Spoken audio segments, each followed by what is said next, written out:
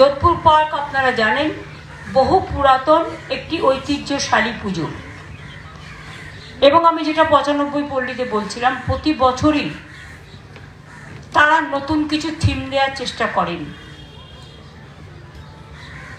এবং এবারের থিমটাও সেই পুরাতন দিনের যে ঘর বাড়িগুলো বা আমাদের মাতৃপুরুষ পিতৃপুরুষেরা ভাই বোনেরা যেসব কাজকর্ম বাড়িতে করতেন, সাধারণ বাড়ি ছিল, আগে তো অট্টালিকা এত ছিল না, এগুলো ন্যাচারাল হাউস ছিল। কেউ চুলা রাখছেন, লাইভ শো, যেটা টেলিভিশন চ্যানেলের কথা আপনারা বলেন লাইভ শো, কেউ বসে জাল বুনছেন, মাস্টারমশাই ছাত্রীকে হারমোনিয়ামে গান শেখাচ্ছেন। কি গান শেখাচ্ছেন?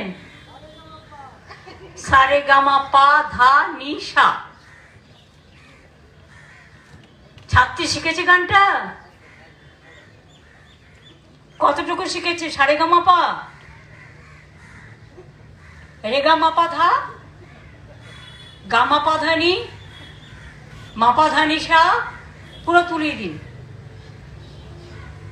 এবং জামা কাপড় মেলছেন। এই যে এটা একটা সৃষ্টি, ভাবনা, চিন্তা থেকে এসছে। তারপর ওই যে একটা ছোট্ট খাবার দোকান, খাবার দোকানে কি কি আছে? মানে তেলে ভাজা,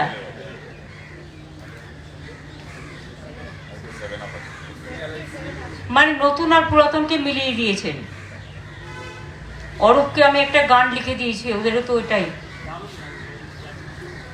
অরূপের গানটা না, ওইটা ওই গানটা না, না না না, অরূপের গানটা অন্য লিখে দিয়েছি। হ্যাঁ, ভুলো না ভুলো না, পুরাতনকে ভুলো না, পুরাতন নতুনকে মিশিয়ে দিয়েছি। সেটা ওদের উদ্বোধন হবে, আমি এখন থেকে বলবো না। তো যাই হোক, ওরাও অনেকটা এই টাইপের করেছেন, কিন্তু ওদের আরেকটু অন্যরকম। ওরা সবটাকে মিশিয়েছেন প্রবীণ নবীনে।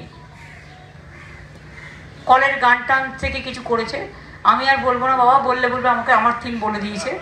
এখন তো থিমের ব্যাপারে কেউ কারো মুখ দেখে না, আর কেউ কাউকে নিজেদেরটা বলে না।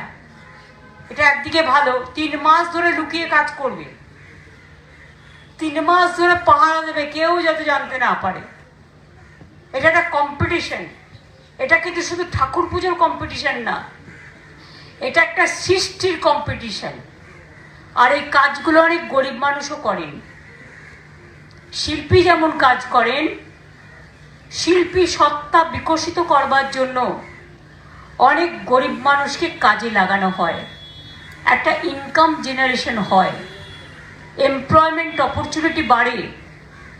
আমাদের পুজোটা শুধু পুজো হিসাবে দেখলে চলবে না, আমাদের প্রাণের উৎসব যেমন, তেমনি এই পুজোর মধ্যে দিয়ে অনেক মানুষ সারা বছরের জীবন জীবিকা অর্জন করে এই পুজোর মধ্যে থেকে। সেখানে ক্লাবগুলোর কন্ট্রিবিউশন লক্ষ্য করার মতো। সকলে ভালো থাকবেন, সুস্থ থাকবেন। মাতৃপক্ষ শুরু হয়েছে, এখন আমার ববির ওখানে গিয়ে 400 পুজো উদ্বোধন করতে হবে জেলার। সেই জন্য আরে ভার্চুয়ালি সবাই থাকবে, নামগুলো তো সবার বলতে হবে না। মোট 1200 আমায় জেলার পুজো উদ্বোধন করতে হবে 3 দিনে।